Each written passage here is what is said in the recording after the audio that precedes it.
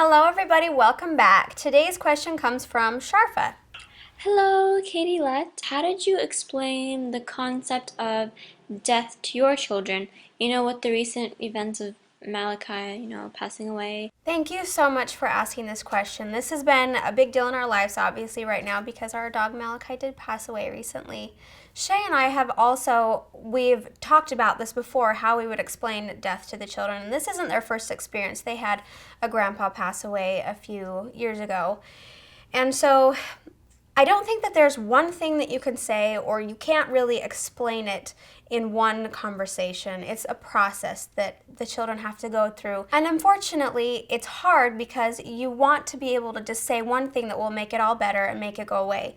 But this is something that we all have to experience at some point in our lives, as well as children sometimes. They have to experience a loss of a loved one. In my experience, having come from a family where I did lose a mother at a young age, I feel like I do have an understanding of death and my belief of, where we go after life and all that stuff. And Shay and I decided that we would just teach them and be very honest and open with them and not try to sugarcoat it or, pretend like everything's going to be okay. We just had to lay it all out there. And the kids were there for the experience. If you've seen the Shaytards vlog, they were there. We explained everything that was happening. We said goodbye to him, and they put him to sleep. And then his body was there, and we said goodbye again. And it was interesting to watch the kids and how they processed it. Shaytard, he did cry, and you could tell that he understood a little bit more of what was happening.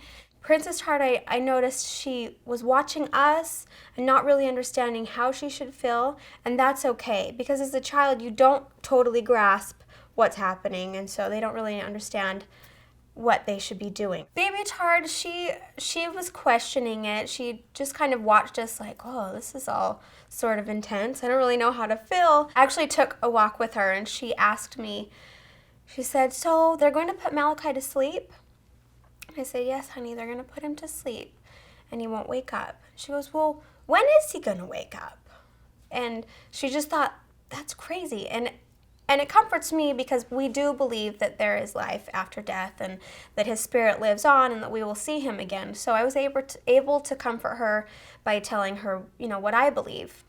And Rocktard was really sweet. He did give hugs and kisses to Malachi, but I'm not sure how much of it he grasped and how much he will even remember. I think one of the most difficult parts of losing somebody that you love is afterwards trying to live each day and going on with your regular routine without them there. For instance, yesterday we had pizza, and I love the crusts, but the kids usually don't eat the crusts, and we usually save them and give them to Malachi. And Princess Tard didn't eat her crust, and I was like, are you going to eat your crust? And she goes, no, I'll just give them to Malachi. And we both looked at each other, and she goes, and I said, I miss him too, honey, it's okay. And I think that's all we can do is just go through it with them and talk to them. And if they're feeling something, make sure we talk about it. Because it's when we try to pretend like he's just didn't exist, or we just brush it off, or we try to hide our tears, then that's when things get built up and it doesn't get relieved.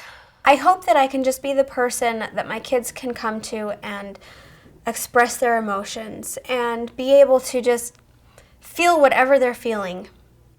And it's okay. It's okay to be angry sometimes, and it's okay to feel like you didn't spend enough time with them. It's okay to go through those feelings because it's part of the grieving process.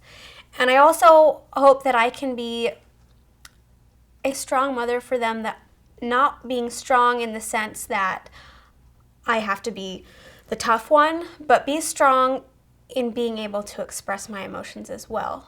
Because I think it's important that if I need to cry, it's okay if they see me cry.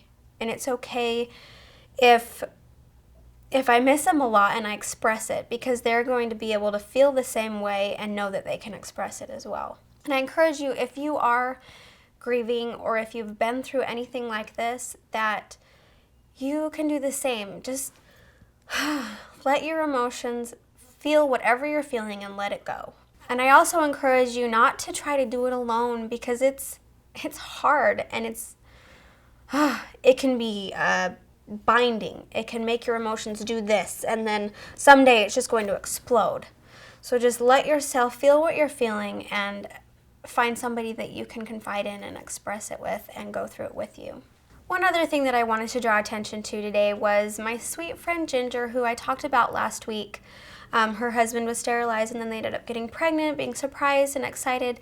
She has suffered a miscarriage, and I spoke with her a lot about this, and she, not only is suffering the grief and the loss of having a miscarriage, but now the fact that he's sterile and now they're excited about a child and they're not able to have one.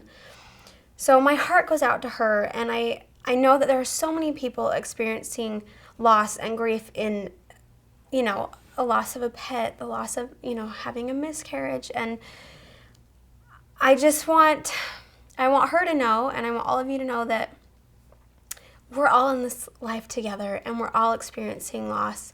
So if we can reach out to each other and just give extra love, extra support, then we can all just help each other through this, because we can't escape it. There's going to be disappointments and loss, and it's heartbreaking, but we can do it. Last week's goal was to start my marathon training, and I'll be very honest, I did run maybe twice, but it was really hard for me. And I think the hardest part about it was I wasn't very defined in my goal. And since I didn't do the greatest on my goal because I didn't set a definite plan, that's my goal for this week, is to set out my plan with some goals that I can reach.